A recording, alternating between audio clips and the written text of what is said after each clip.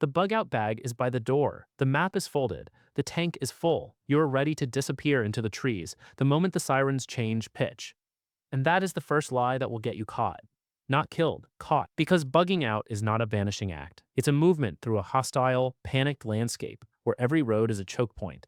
Every stranger is a potential informant. And every Hollywood fantasy about escaping the city is a trap baited with false hope. Most people will pack a bag, kiss the suburbs goodbye, and roll straight into an ambush they never saw coming. You will recognize the 5 lies before they turn your exit into a death march. Subscribe so you never miss this. Stay for lie number 5. The one that sounds like common sense, feels like patience, and will keep you inside your burning house while your last window closes. The systemic lie is that bugging out is the default survival move.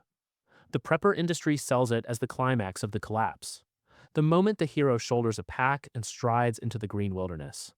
It is a marketing fantasy. The truth, documented in every refugee crisis from Sarajevo to Syria, is that movement kills. It exposes you to roadblocks, armed groups, dehydration, and the lethal lottery of a panicked civilian column. Bugging out is not a strategy, it's a last resort. And if you must do it, you must do it. You must do it without believing the 5 fatal fictions that turn refugees into casualties. Lie number 1. You need to disappear into the wilderness. The fantasy is a cabin in the woods. The reality is that the woods are not empty, and they are not safe. Every other desperate person with a map had the same idea. Hunting grounds become bandit territory. The woods have no walls, no plumbing, no heat, and no resupply. If you don't already own that land, know its water sources, have a pre-stocked cache, and possess the skills to survive a winter in a lean-to, you're not bugging out. You are choosing to die of exposure in a picturesque setting. The true bug-out destination is not a remote wilderness. It's a pre-arranged, pre-supplied, defensible location that you have personally vetted.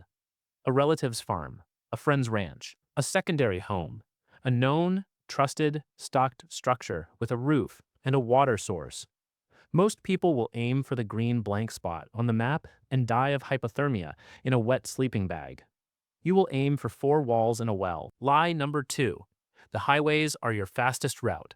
You have been driving the interstate your whole life, 60 miles an hour. Cruise control. It feels like the obvious escape path.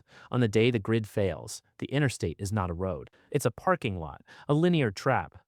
Every car that stalled, every accident, every military checkpoint, every roadblock improvised by a group of men with rifles and hungry eyes. The highway funnels you into a predictable high-visibility column of sitting ducks. If the road is blocked ahead and behind, you cannot turn around. You cannot drive over the median. If it's a concrete barrier, you are trapped in your vehicle with everything you own on display. The real escape route is the secondary road, the county highway, the gravel back road, the rail bed, the power line easement.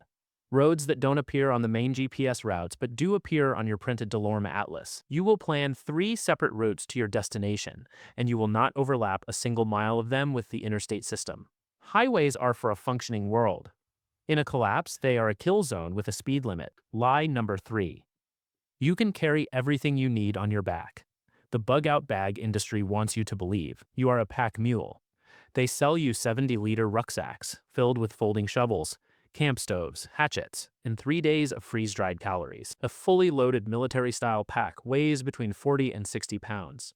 Most people, especially those who are not young infantry recruits, cannot walk more than 10 miles a day with that weight without blisters, joint damage, and exhaustion. And 10 miles a day is not an escape. It's a crawl. The civilian bug-out is not a backpacking trip. It's a vehicle-based movement as far as the vehicle will go. Then, a foot movement only if the vehicle fails. Your pack is not your house. It's the bridge between the dead car and the next safe location. It should contain water, calories, weather protection, a medical kit, navigation, and a weapon. Nothing else. No hatchet, no saw, no cast iron skillet. Weight is speed. Speed is survival. Most people will load their pack and collapse at mile 5. You will load light, move fast, and cache supplies in advance along your route. Lie number 4. Your bug-out location is secret if you don't tell anyone. You didn't post it online, you didn't tell the neighbors. You think it's invisible. It is not. A working vehicle drives to a location. Tracks in mud, dust, or snow led to it. A cooking fire produces smoke that rises above the tree line.